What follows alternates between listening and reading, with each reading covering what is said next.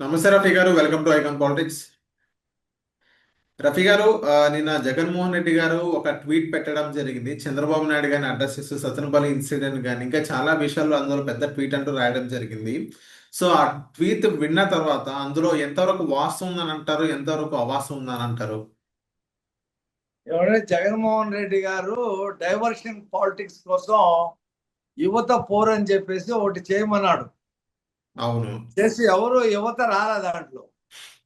యువత మినాయించి ముసలివాళ్ళు, వృద్ధులు, మళ్ళీ అందులో లేడీస్, వృద్ధ లేడీస్ తలా 200 300 ఇచ్చి తీసుకొచ్చి, అది కూడా కొన్ని సెంటర్స్ లోనే కొన్ని గంటలకే చేసి మమ అనిపించుకొని తూతూ మంత్రంగా వెళ్ళిపోయారు.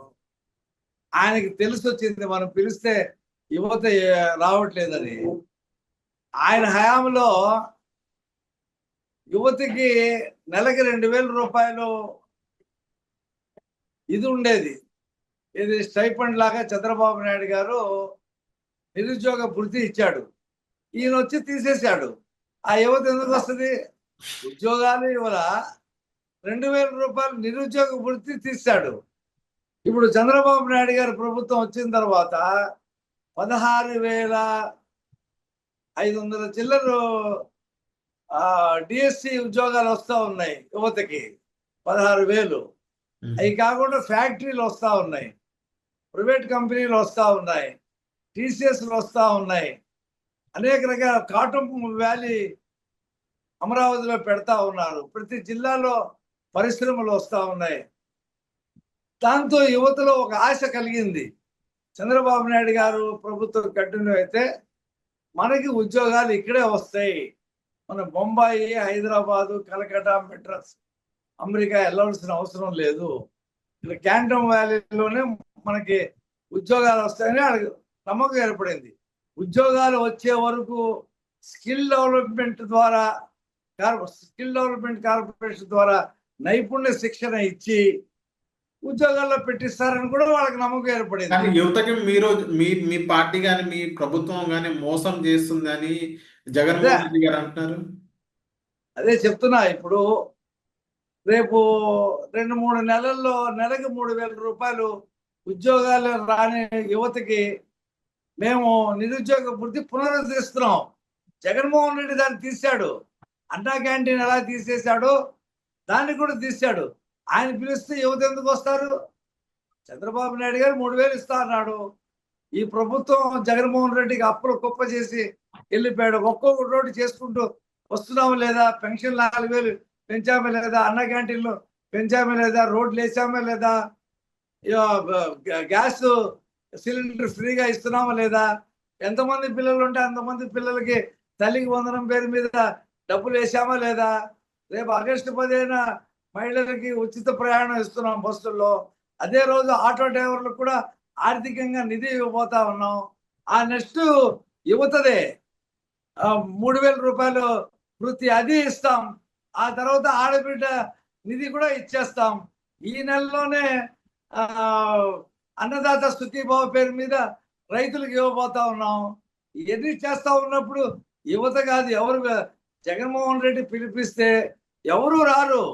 ఆ కిరాయి మనుషులే వస్తారు తప్పితే ఎవరు రారు. పాప ఆయనకి భయం పుట్టుకుంటూ వచ్చింది. నన్ను నేను పిలిస్తే ఏ ప్రోగ్రాము సక్సెస్ కావట్లేదు.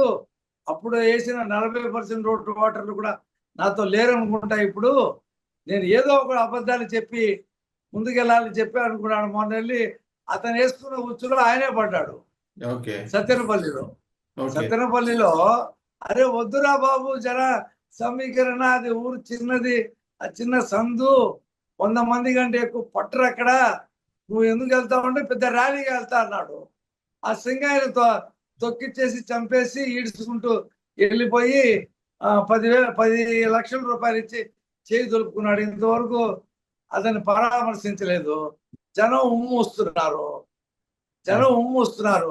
నువ్వేంటో ఎప్పుడో చచ్చిపోయిన వాడికి పంజాలు కాసి చచ్చిపోయిన వాడిని దండేయటానికి వెళ్తావు, ఇక్కడ ఈ కుటుంబం రోడ్డు మీద పడితే పరామర్శించవా అని చెప్పి ఆంధ్రప్రదేశ్ జనం అంతా కూడా అసహించుకుంటా సార్ ఉన్నారు. ఇక్కడ కొంతమంది ఇవ టీడీపీ వాళ్ళు ఏమన్నారంటే సార్, ఇప్పుడు మీరు ఏదైతే టాపిక్ చెప్పారో, ఏదైతే కారు కింద నలిగి చనిపోయారో అది డైవర్ట్ చేయడానికి యువత పోరు పెట్టారని కొంతమంది చెప్తున్నారు. అందులో నిజం అంటారా, లేదా మామూలుగానే యువత పోరు పెట్టారా? అతను అనుకున్నాడు ఆ సత్తెనపల్లి డైవర్ట్ చేయాలంటే యువత, అది అవ్వలేదు కదా, తుస్సుమంది కదా యువత. యువత పోరు తుస్సుమంది.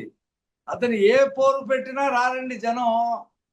ఇక్కడ గుడ్ గవర్నెన్స్ ఉంది చంద్రబాబు నాయుడు గారి హయాంలో.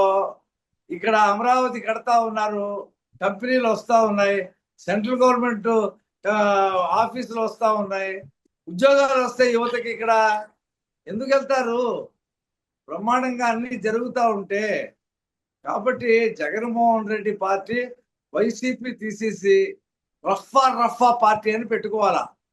బాబాయిని గొడ్డలితో నరికి చంపాడు కాబట్టి ఫ్యాన్ తీసేసి గొడ్డలు గుర్తు పెట్టుకోవాలి ఇక ఆయన.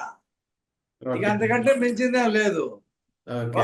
రఫా పార్టీ, గొడ్డలి గుర్తుకే మీ ఓటు, అది పెట్టుకుంటే ఏమైనా జనం ఓహో ఇదని ఇప్పుడు అతను తెలిసిపోయింది కదా.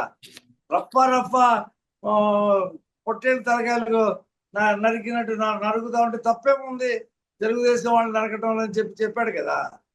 కాబట్టి జనం అంతా గమనిస్తా ఉన్నారు. అతనికి భవిష్యత్తు లేదు. ఈ రాష్ట్ర రాజకీయాల నుంచి ఆ పార్టీ కనుమరుగైపోయే పరిస్థితి ఎంతో దూరంలో లేదు. Okay. So thank you sir, mike and politics వచ్చినందుకు.